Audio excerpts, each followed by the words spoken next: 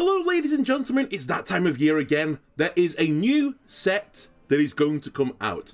The Great Dark Beyond, I believe is the set's name, and it's going to be the first Hearthstone expansion that's set in the theme of space. Ooh. That's going to make everyone thrilled who loves, the old classic Hearthstone cards with like the old fantasy settings. But no, I think this is quite a cool idea of a set, so I'm looking forward to what they can do with it. The set's going to come out, I believe I checked this on November 6th. It's the 5th of the 6th. How did I forget this in the introduction? Who knows? But anyway, that's by the by. It's early November the new set is going to come out. And I honestly think there's a pretty big amount of pressure, I suppose, on Hearthstone team with this set, because in my opinion, some of the last sets have not been received particularly well, so they'd like to buck that trend. Probably. The big things about this set, they have a new keyword. That's not unusual. The new keyword is going to be Starship. I'll try and explain Starship. It's a little bit complicated when you're not aware of it at first, but as you'll see the cards, I think it'll become more and more apparent for what this is.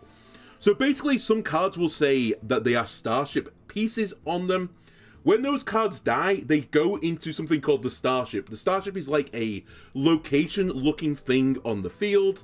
And at any time on one of your turns, you can pay 5 mana to summon the Starship. And the Starship will be a minion composed of all the Starship pieces that have died during the course of a game.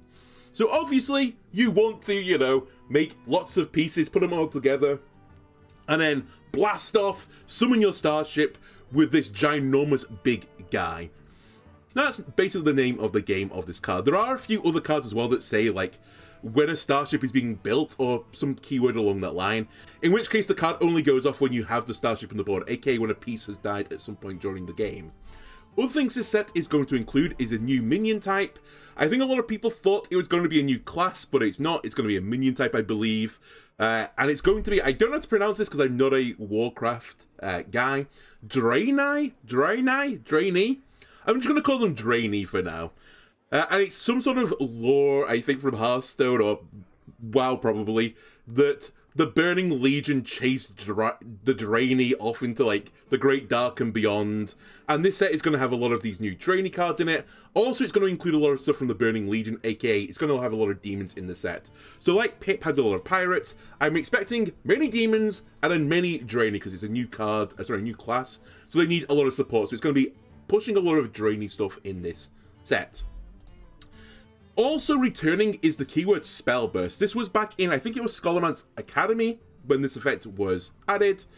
The keyword is an effect that goes off on the first spell you play during a turn.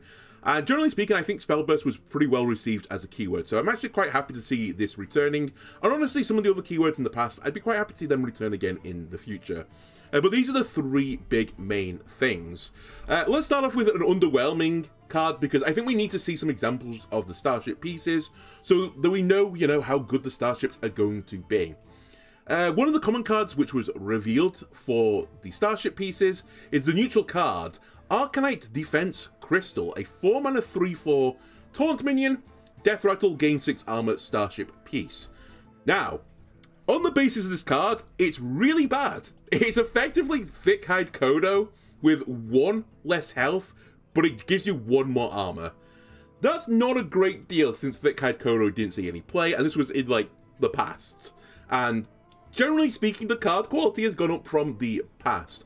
Now, I will say, generally speaking again, some of the stronger decks in the meta right now are fairly aggressive, so actually, Arcanite Defense Crystal might be normally in a vacuum fairly bad, but actually because it's so good at dealing with lots of swarms of little parachuting pirates, since they have to grind through the taunt, and then it gives you 6 armor, which maybe gives you another turn to play in the game.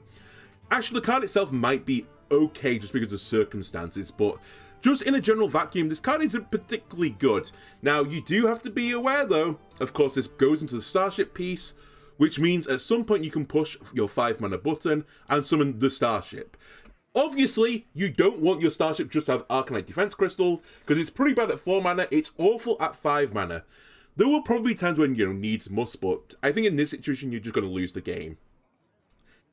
I believe the idea, though, is that you're going to be playing some weaker Starship piece cards, and they are collectively going to come together into one ginormous minion. That's going to be a huge tempo swing when you push the Starship launch button.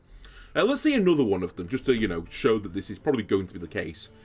Dimensional Core. This wasn't actually officially revealed, but it's in the reveal video, and people, you know, like, expanded it out to see the card. It's a 3-mana 3/2 neutral minion, Divine Shield, Starship Piece. Very vanilla, very boring. Very similar to Darkmoon Dirigible, without the corruption effect on it, although actually it's worse for numerous reasons. Firstly, you know, you could corrupt the Darkmoon Dirigible to get Rush, and actually Rush Divine Shield is a pretty nice combo wombo. Also, the Dirigible has Mech, which is a pretty important tribe on a card, whereas the Dimensional Core has no tribe on it. Basically, this card is unplayable on its own. However, it goes into the Starship. You need to remember this. And if you have a really good Starship piece, maybe you want to give that other piece Divine Shield, and this is your chance of doing it. You let the Dimensional Core die, you eventually push the launch button with your other really good piece, you give that other piece Divine Shield, and maybe it's fine to lose this huge amount of tempo early to get this huge amount of tempo later. I don't think it's going to be, though, but it's very early. We see 2 cards and already, you know, I'm already moulding. Just to, you know, put this all together, the kind of way I'm imagining the Starship mechanic is going to work is actually fairly similar to how, like, the Cthulhu the Shattered effect worked, where you're going to be spending this game assembling your Starship. Obviously, you're not looking for, like, the full, like, 4 core pieces, or is it 5 for Cthulhu? I can't remember now. I think it's 5, right? The 5 pieces of Cthulhu, you're not looking for them for the entire course of the game to get your eventual final Cthulhu that kind of wins you the game. You can always cash out early at 3 pieces. You could also wait for the full shebang and get to 6 pieces, for example. I will say, the pieces of Cthulhu, though, and this was a card that did actually, you know, push the meta quite heavily. The pieces of Cthulhu were all very good. They were all pretty good, at least, but most of them were very good. I don't see this in the Starship pieces. I think they're going to be too big a loss of tempo right now to actually see any play, especially when stuff like Pirate Demon Hunter exists, which will just actually roll you over before you get a chance to do anything with it.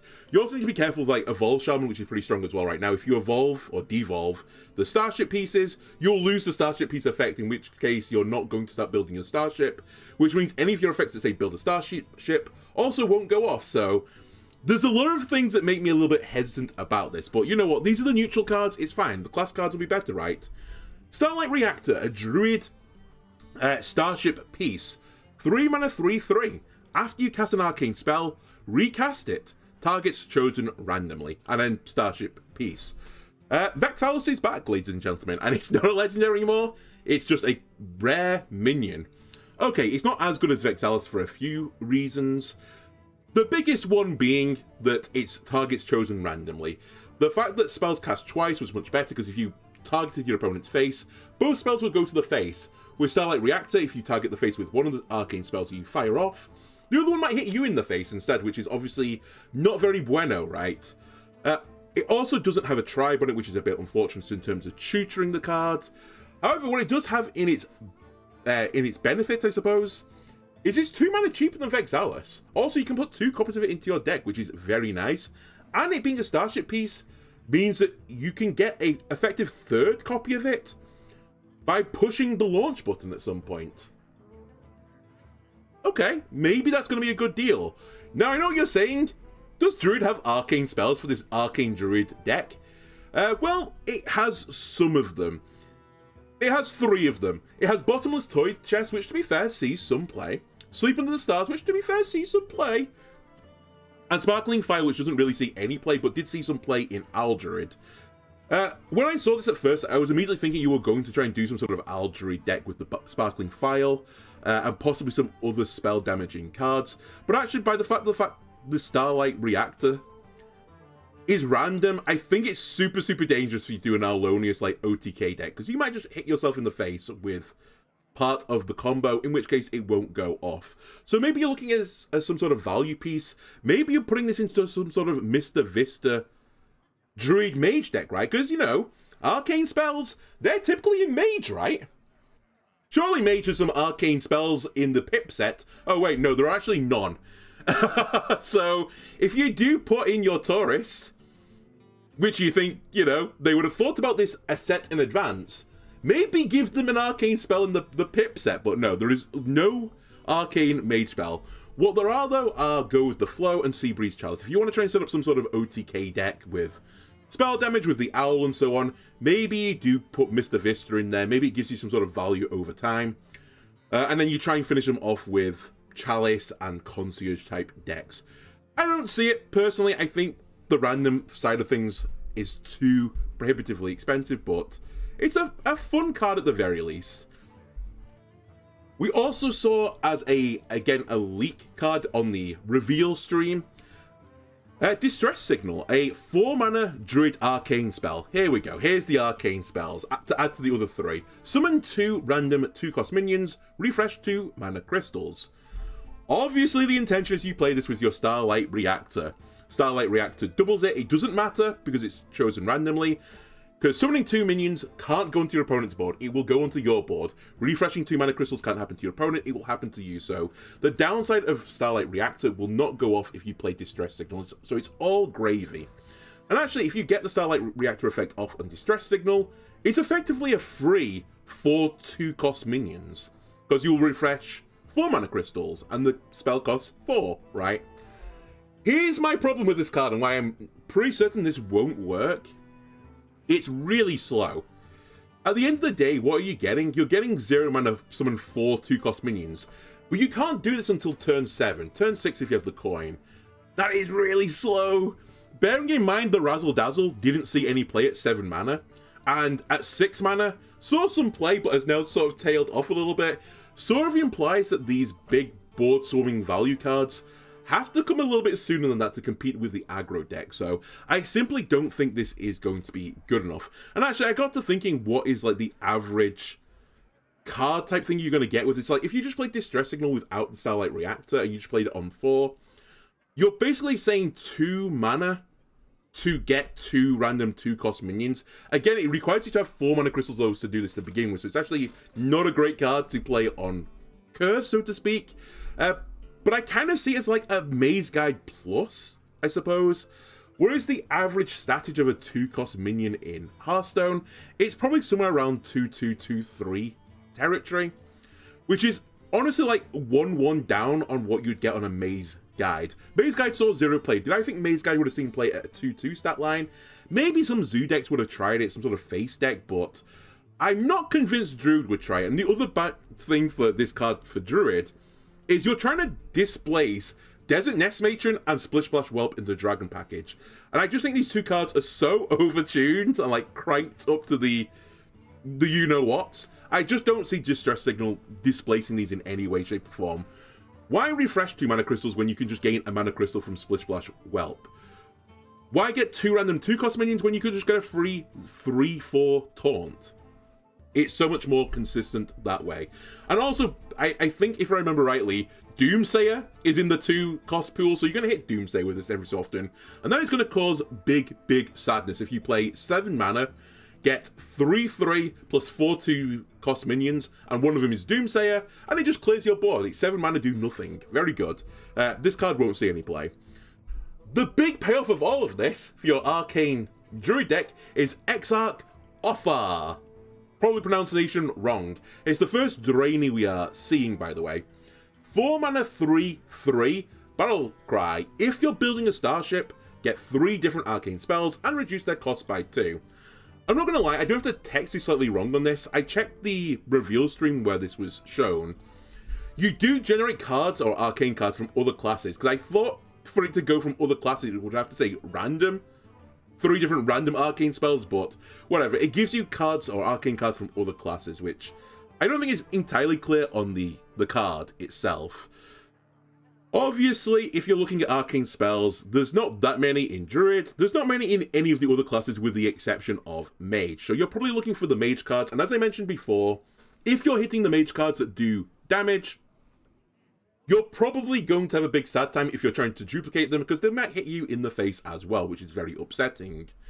Another pretty good get is this Celestial Shot, as I said. You do run the risk of hitting your own face, but you do give yourself some extra spell damage going forwards, and maybe use that extra spell damage to, you know, machine gun your opponent down before you can machine gun yourself down in some sort of way. Other ways to see this card, or other ways to like try and get some value from this card, is through value instead, rather than direct damage. And there's actually one very, very good value card that exists in the Arcane pool, and that's Wish Upon a Star. You could, with your Exarch Othar, generate a 5-mana Wish Upon a Star. If you can duplicate that with your Arcane Duplicator, it gives all the minions in your hand, deck, and battlefield +4/+6, and that's basically going to win you the game.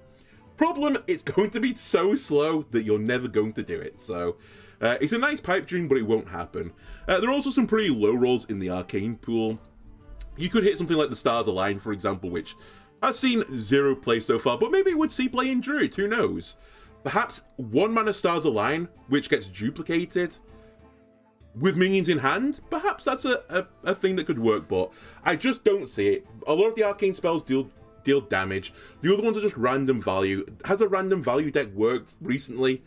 Not particularly, so I just don't see this Arcane Druid package. But it is early, we haven't seen all of the cards just yet. Let's go to the other part of the key new things for the set. Let's look at the big legendary Draenei, or Draenei. I'm just going to pronounce this every single way possible. Velen, Leader of the Exiled, 7-mana 7/7 Draenei.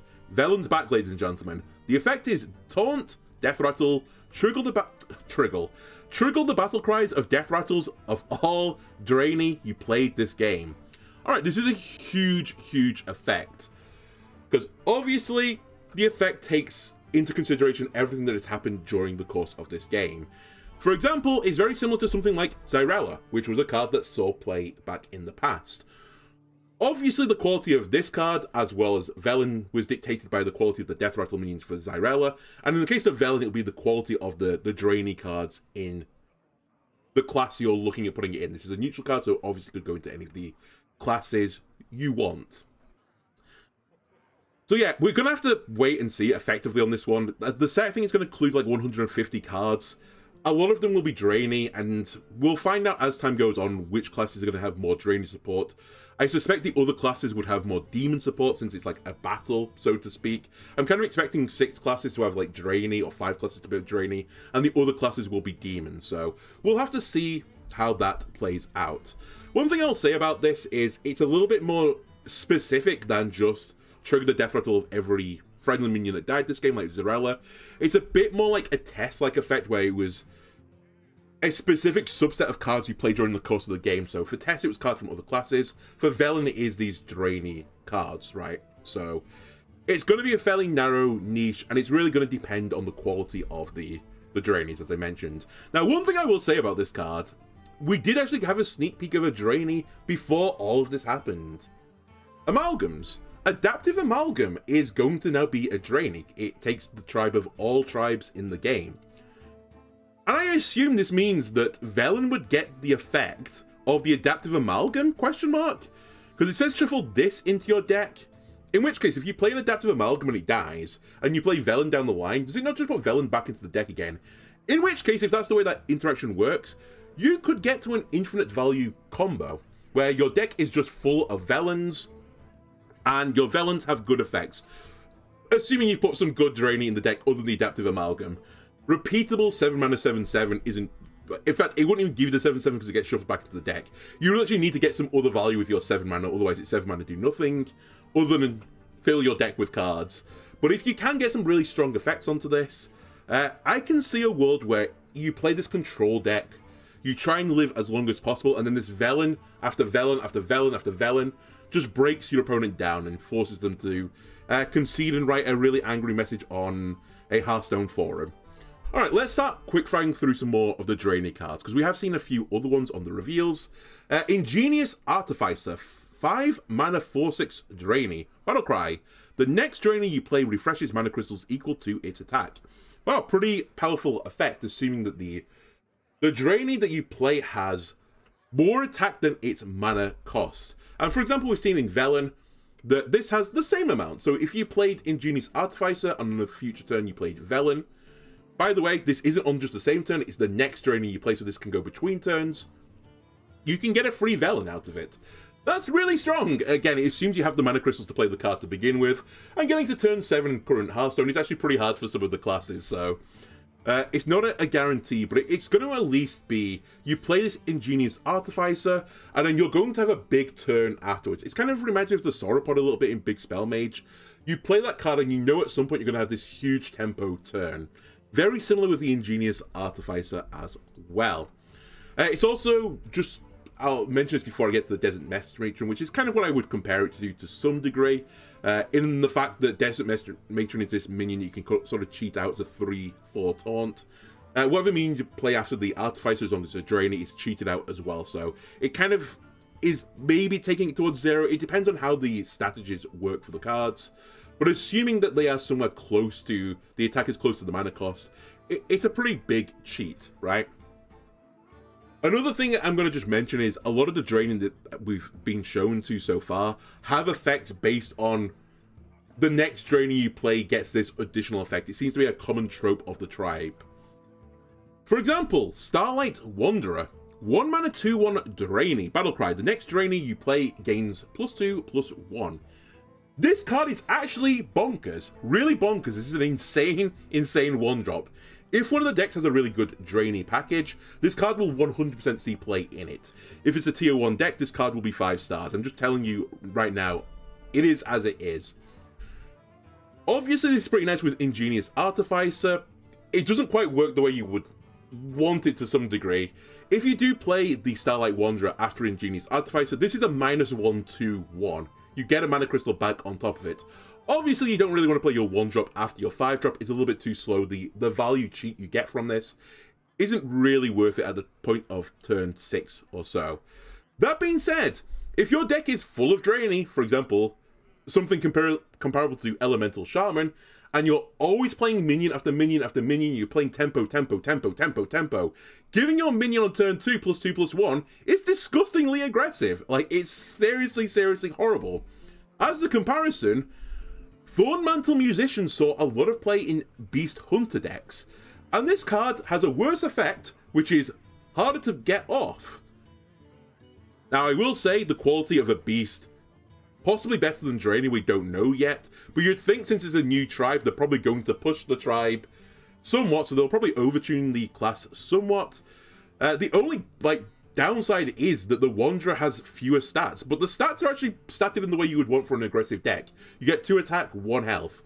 Musician, sure, you get 4 stats, but it's only 1 attack, 3 health, so I think it's comparable to Musician, and Musician saw some play in some of the Hunter decks fairly recently, and I think this is better, so I fully expect to see something very similar to like an Elemental Mage, very similar to an Elemental Shaman, but will be the Drainy, whatever class deck it's going to be. It depends how good the Drainies are in that given class. Anyway, to bounce back to Mage again, for one of the cards I think could be disgusting, Archwing Pilot, 7 mana 4/3 Drainy. At the end of your turn, deal 3 damage to a random enemy. Spell Burst, summon an Archwing Pilot. Bear in mind, this is the Archwing Pirate. I can't speak. This is an Archwing Pilot. So if you cast a spell, you get another copy of this card, which will have Spell Burst on it. You get the idea here? And then you're doing 6 damage at the end of your turn. If you play another spell, you get another Archwing Pilot, which will have Spell Burst, and then you're doing 9 damage. Kind of, if you want to, compare this card, I think it's an amalgamation of Grim Patron and Priestess of Fury. Priestess of Fury, when it was first released, I think it was a 6 mana 6/6, but don't quote me on this one, it was certainly 6 mana. Was disgustingly strong in Demon Hunter. It's all play in every single Demon Hunter deck. Grim Patron has seen play over the past. I can't remember what the original mana cost of this card was. But that card required you to deal damage to your minions, which you normally did with some sort of Enrage Warrior deck. Archwing Pilot doesn't need the specific, Enrage cards. Any spell will do, because it's Spell Burst, which is pretty frightening. So if you play your Archwing Pilot and you play 6 spells over the course of that turn, you're going to have a board of 21... Wait, you're going to have a board of 28, 21, that does 21 damage split as 3 segments to random enemies, which is really frightening, and Mage is one of the classes that could cast a shit ton of cheap spells, so watch this space, ladies and gentlemen. It's a pretty spicy card. One way you could cast lots of spells is use Seabreeze Chalice, for example, which is a spell that contains 3 spells in it. very good for the spell burst effect. Even if you just do this without any like mana cheat on top of it, you're looking at 10 mana to generate 4 Arcwing Pilots, right? So you're getting 16, 12 stats that deals 12 random damage, plus the 6 random damage from the Chalice. That's a lot of damage. It does require you to live till turn 10 though, which is going to be easier said than done. Also, and I've not really got into this yet, I did sort of touch upon it with Druid. Remember that Taurus still exists, so you could put some of the Pip Rogue cards in your Mage deck. You could also put the Pip Paladin cards into your deck, which is very nice because the Pip Paladin cards are a lot of cheap spells. Let me just go to Paladin. Let's say you don't do the Seabreeze Chalice. Let's say you do Divine Brew instead. And rather than these things, you know, being fairly easy to kill, you start putting Divine Shield on these arseholes. That is going to be so frightening. On, let's say, turn 10, you have 4 of these guys, and 3 of them have Divine Shield, and they're doing 3 damage at the end of turn to random enemies. I seriously think this is going to be the bane of some decks' existences. It does require you to get to that point of doing the Disgusto stuff, but if you can do it, that's going to be horrible. You could also try and buff the cards to let them live instead. You could try and use these sunscreens. I think the sunscreens are a little bit weaker, but maybe you'll put some sort of like Railer package together with the Draining and see how that comes together. The cheap spells from Paladin, and I guess some of them from Mage, and the Drainy like tempo cards. That could be an interesting deck, but a bit too early again to comment on this. From the rogue side of things, you could actually try and use stuff like the coin generators, for example, O Manager. Petty Theft is also a good cheap spell enabler. Both of these things could allow you to go beyond even just putting 3 spells off, because coins obviously the ideal thing to play with the Arcwing Pilot because they are 0 costs, right? If you can fill your hand with coins, you can generate this full board of Arcwing Pilots, and then just pew pew pew pew pew pew pew down your opponent's face. Also, nice things about this, if this card is the card you're going to build your deck around, you can use Conmen to bring it back again and then summon more and more pilots. And as I said before, it's pretty hard to live until turn 7 to get this off, so maybe you want to use the Seashell to do it on turn 5 instead. I can see the world where both of these ideas will be tested. Currently, I think the Paladin one might be slightly spookier to some degree, just because of the idea of putting Divine Shield on these guys frightens the living hell out of me, but watch this space on Arcwing Pilot. We'll have to see the full support of the package for Mage, but this could be a really disgusting card. Alright, now we'll get out of Drainy Land, and we'll start approaching the Demonic Land, and we're going to start with an Elemental. 2 mana 2/3 Elemental, the Foreboding Flame. Battlecry, demons that didn't start in your deck cost 1 less this game. Now, I actually am not entirely certain on the wording of this card. I think this card works the same way like Odin, that it's a for rest of game effect. I don't know why it doesn't say for rest of game on it, which is what's kind of making me question things, but it doesn't have a text similar to like Taithalan, where it's clearly like an aura effect, and when this minion leaves the field, the aura breaks. It's a battle cry, so when a battle cry happens, like usually the effect just ends. Like the text goes off and then nothing. In which case, if that's true, it just means that demons that don't start in your deck cost 1. Maybe it's just going to hit things in your hand or things that exist in your deck at the time, and if you add any other demon, then they don't get hit by this effect. I'm not entirely certain. Maybe that is the way that it'll work. Maybe that's why it doesn't say for the rest of the game. And it's specific, so it will only hit things on board, hand, and deck. But it's kind of odd wording on it. Either way, clearly this is going to push the idea that Warlock is going to generate random demons, I suppose. We do have some cards that exist in Warlock currently that do this. Demonic Studies is probably the one of the big choices for this, because it already discounts the demon by 1. If you play Demonic Studies and then Foreboding Flame, you can get a 2 mana discount on your discovered demon. And Warrior, Warlock has some pretty good demons in the class, so not inconceivable that this could be a package. They also have Demonic Dynamics, which gives you 2 demons, and you get double the discount on them. And if you can finale it, you get more value on top of that. I will say, very hard in current Hearthstone to do 3 mana do nothing, so I don't fully see either of these exactly working. Another fun way of doing something like this is actually with the Fizzle. This will actually decide, or the quality of this will be dictated, by if the flame works only on the cards that were in your hand deck and board at the time of playing the card. If that's the case, you would have to play the photograph, which I think is just too prohibitively slow, I suppose. But you can generate some more demons that weren't originally in your deck, which would get mana discounted from the Foreboding Flame. And rather than Demonic Studies and Demonic Dynamics, where you're discovering from a pool, Fizzle lets you put the demons you want into your deck, aka you can put the best demons into your deck and get them discounted. But it's too slow if you have to, you know, open the photograph as well. The final thing you might want to try and do, which is, I'm gonna give you an alert, sirens, warning, warning, it's 5 memes out of 5. 5 memes out of 5. You could play Announce Darkness. What if you just put Foreboding Flame in your deck times 2? Maybe some of the other demon discoveries or the other demon payoff cards, which we're going to see in a moment. And then you just put neutral cards in your deck, because there is such a large amount of minions in Warlock that are demons. And you just hope that some of your other, like, 25 cards become demons and get a 2 mana discount. I might try this. This seems like a fun, meme thing to do, so watch this space on Announce Darkness Warlock. It really does depend on how many demons are in Warlock at the time, but I'm gonna guess it's gonna be quite a lot. Alright, again, to jump out of the Warlock package and also mess up my my ordering, there's this neutral minion called Relentless Wrathguard, which seems also pretty well placed to go into this Warlock package. 3 mana 4/2 Demon Battlecry, deal 2 damage to an enemy minion. If it dies, discover a demon. Obviously, as I've kind of like spoiled the surprise for, this is pretty good with Foreboding Flame. Especially in the Announce Darkness deck, because it's a neutral which will get converted into a Warlock card anyway if you don't play it. But also if you do play it and you kill an opponent's minion, which isn't that unreasonable considering how many boards go wide currently in the early game. You get to discover a demon, which is pretty nice. It'll get a discount on Foreboding Flame. Obviously, as well, it's better to get a discover rather than just a random demon, so fairly nice. And actually, there is some precedent in Warlock. I know this is a neutral, but bear with me. There's some precedents in Warlock for effects that kill cards give you an upside.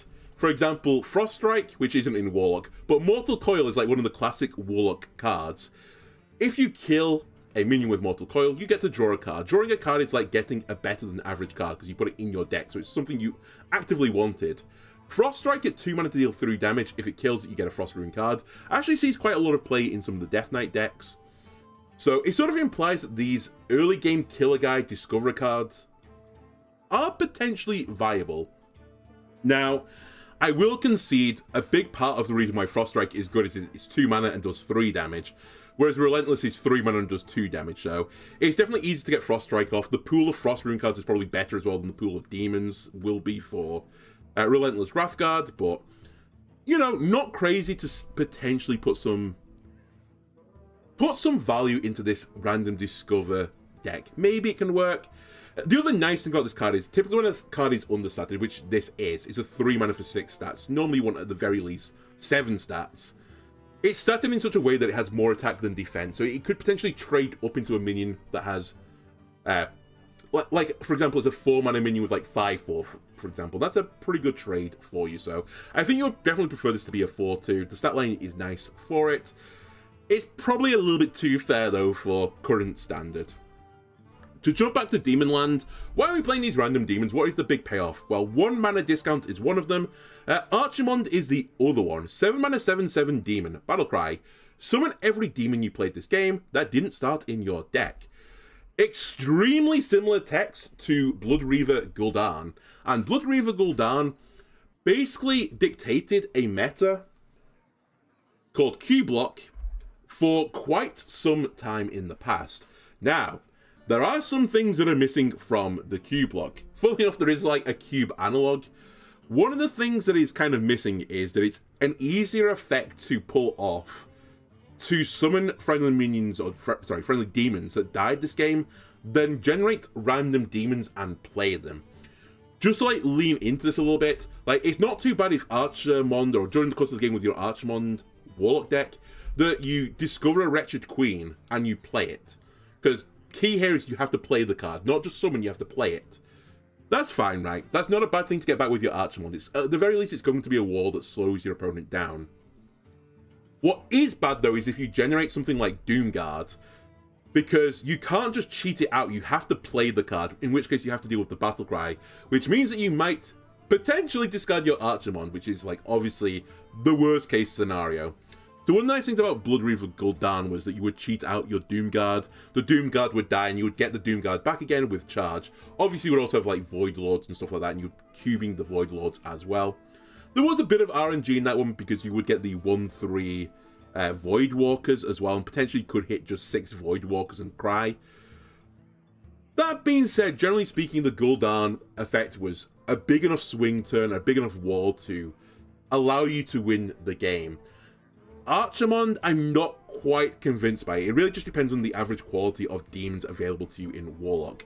Again, just to get back to this point, there are a few cards that exist in Standard right now, which are like, I play a card on some of the big amount of stuff. The Scourge is one of them. It sees 0 play right now. I will say, Random Undead is probably lower stat line than Random Demon right now. So, Archimonde has that advantage over the Scourge. Also, it's 2 mana cheaper and comes with a 7/7. Okay. Drum Circle did see some play. This is quite a few sets ago now. Only when you got both choose one effects, which sort of implies that if you hit 5 mana 4/6 taunt, that is backbreaking enough for a lot of decks to overcome them. So that's kind of what you're aiming for on your turn 7 play. Now, what is easy to do? Summon demons that didn't start in your deck, or get the choose one effect duplicated. The choose one effect being like, you know, not choose one, I guess, just getting both the results. That was way easier to do for Drum Circle, so I think it was way more consistent to do the Drum Circle on turn 7, and actually potentially even get it onto 6, which was the real power of Drum Circle, if you could mana cheat it as well, or you could ramp in some way. Okay, let's carry on then. The Razzle Dazzler. This card saw a little bit of play recently, only after it got discounted to 6, though. Is it easy to play random spells, or summon random demons that didn't start in your deck?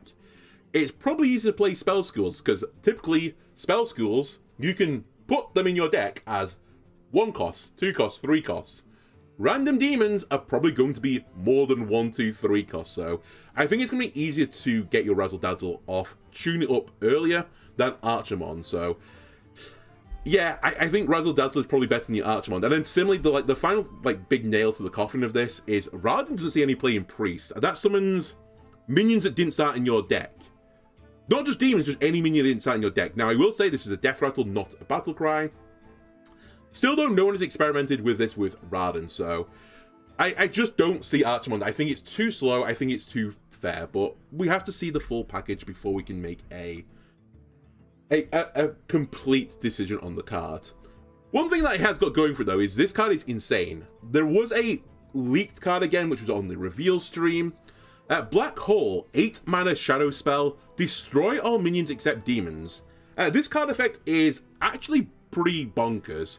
The only downside of it is it's 8 mana, and the games don't last till turn 8, so, you know, very nice. But when you think about it, it's effectively asymmetrical Twisting Nether. As long as you're the guy that's playing the demons, you've got a pretty good chance of clearing your opponent's board out and not your own board. And there are very, very few effects in Hearthstone which say destroy your opponent's board and not your board. There's a decent amount that say do damage to your opponent's board but not yours, but never just like destroy them. Whatever stat they are, destroy them. The only card I could think of which has an effect like this is actually Reno.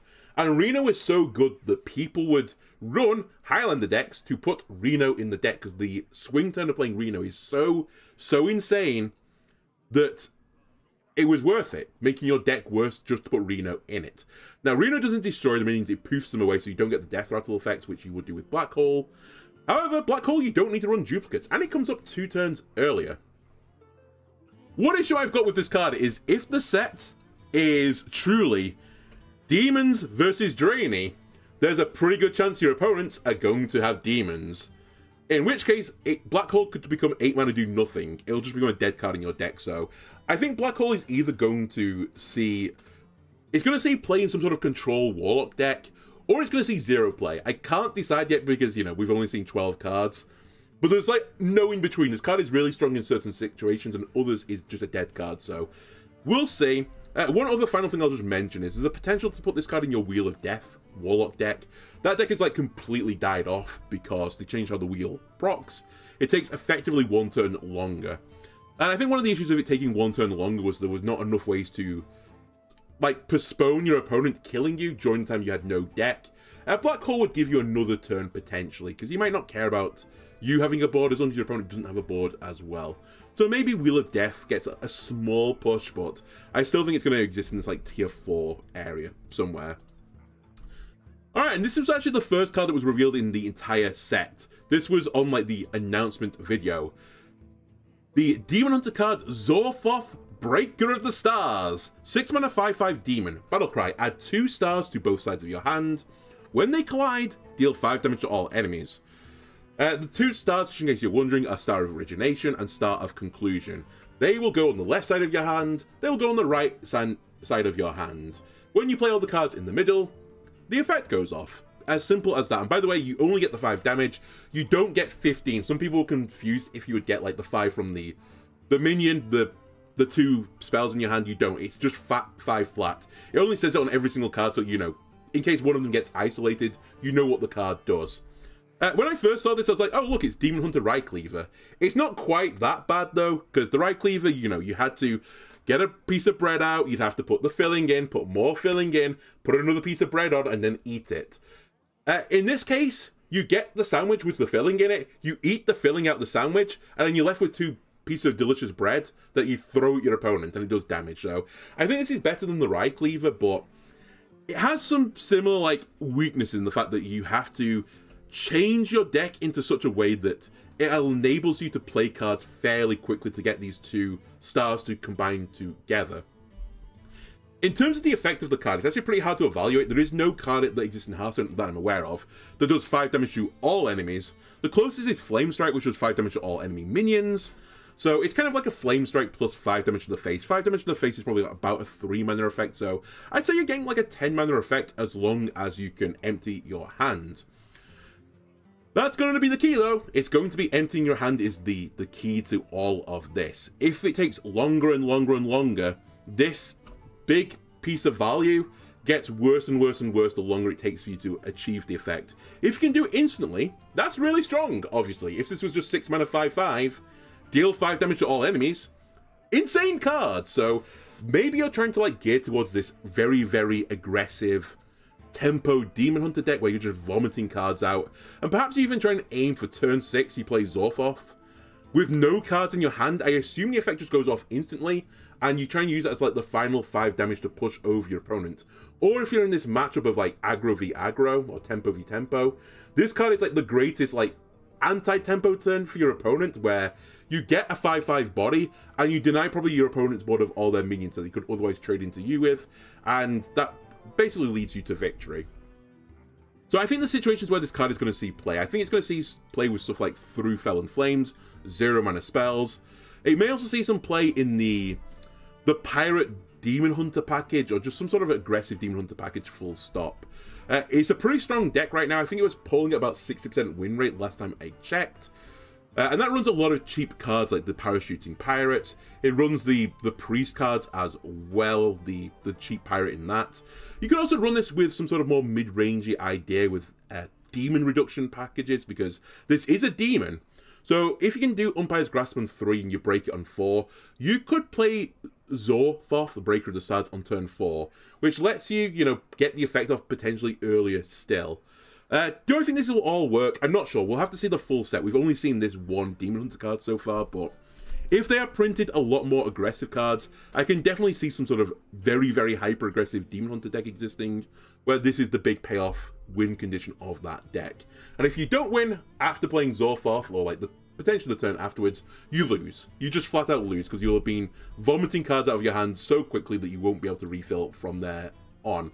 Also worth noting, I don't think this really matters for the Demon Hunter Priest deck. You obviously don't want to put drinks in your Zorthoth deck, because you don't want any sticky card to be in between your slices of bread. Otherwise, it's going to take you slightly longer to eat the filling if you glue up the gums. I don't think Nightshade Tea is actually seeing any play in that deck, but just in case, you're considering putting it in, maybe don't. Also, now we get to a card that is, actually the card that is available for you before the set comes out. This is Nexus Prince Shafar. 3 mana 3/3 legendary minion. Spell burst, give a minion in your hand +3/+3 and this spell burst. Again, just in case I wasn't clear, if you log into Hearthstone right now, you will get this card. And it's a pretty good card. It has very, very similar themes to Dragon Rider Talritha, which I think was from Descent of Dragons. That was a 3 mana 3/3 with Death Rattle. Give a dragon in your hand +3/+3 and this Death Rattle. Spell burst is nice because it's potentially a faster effect as long as you've played the spell on the turn you played the minion. Unlike Death Rattle, which requires your opponent probably to kill it. You could kill it yourself, but probably realistically you're hoping your opponent kills it. And also, it's a minion and not a dragon, so it's less specific than the Talritha. Another card that kind of reminded me of as well, but not quite the same, is Steward of the Steward, which didn't really see any play, I will admit, but again, this was a Death Rattle that got applied to the Silverhand recruits that you would summon from then on. So rather than it being something in your hand, it was something you could do with the button, for example. So it kind of like exists somewhere in that territory. Now, the temptation for this card, obviously being a hand buffing effect, is to throw it into hand buff Paladin. That would be really bad though, because hand buff Paladin does not run any spells in the deck, or at least the last I checked, they don't run any spell anymore in the deck. And I think at one point they ran like one spell, but I'm pretty certain that's been dropped now in the typical best list. So I don't think you're going to put your spell burst hand buffer in that deck. Also, hand buff Paladin typically goes fairly wide rather than tall, so to speak. Where it might see play though, and we're not seeing this deck currently in standard, is something with Cup of Muscle. Cup of Muscle is really good to proc the spell burst of Nexus Prince Shafar. One of the downsides of Cup of Muscle was that you had to play spells in your deck for hand buff reasons, which meant that you had to make your minions taller rather than like wider in your hands, which kind of limited your tempo play, so to speak. Like, one of the nice things about hand buff Paladin is that if if one of your hand buff minions is killed, you have like 4 other minions in hand that have also been hand buffed to play afterwards, and eventually you break your opponent's back. With the warrior version, or the hunter warrior version, if you were gonna, tourist into that, you typically made 1 tall minion, and it's probably easier to deal with 1 tall guy than lots of slightly chubbier guys. But maybe this is the missing piece of the puzzle. Maybe the Nexus Prince Shafar into Cup of Muscle, you get the spell burst onto another minion in your hand, you get another Cup of Muscle back, you play that minion with the spell burst again, you spell burst it with Cup of Muscle. That gives you this turn over turn over turn hand buffing effect. I actually think this could work to some degree. I don't think it's going to be particularly good, but it definitely pushes the hand buff hunter warrior deck.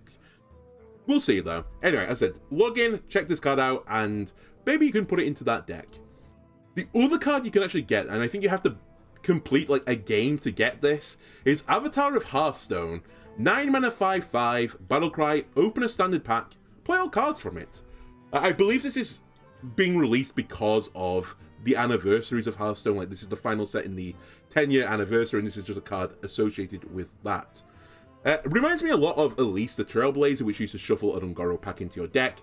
Then I think it was like you'd pay 2 mana to play the pack, and it would shuffle those cards into your hand. That was a nice value addition, and back then, adding 5 cards to your hand was pretty good. Also, one of the nice things about adding it to your hand rather than just playing the cards is there are some really, really terrible cards to play currently in Hearthstone. For example, Announce Darkness would be really bad to play in almost any of your decks. So if you play Avatar of Hearthstone and you hit Announce Darkness, you lose. Which is why Avatar of Hearthstone will see 0 play. Ignoring the fact it's 9 mana and you won't ever get to 9 mana. It's just got too many low rolls existing. You could hit Twisting, for example, or even the new version of Twisting the Black Hole, and just wipe out your entire board. There are some really, really, like, twisted, horrible things that can happen to you. You could also argue there are, like, what are the average stats you get from this card? I think it's actually pretty hard to calculate it, since a standard pack isn't just, like, random minions that exist in the pool of, minions in the game, or even the pool of minions and spells that exist in the game. It also takes into account rarity, I believe, so you're more likely to get common cards. Common cards are typically worse than, legendaries, for example, so I generally think you're going to get, like, 5 pretty poor cards. Some of them might kill you. It really does depend on how, like, rare the cards that kill you are, but Announce Darkness, not just common or rare, is an epic card.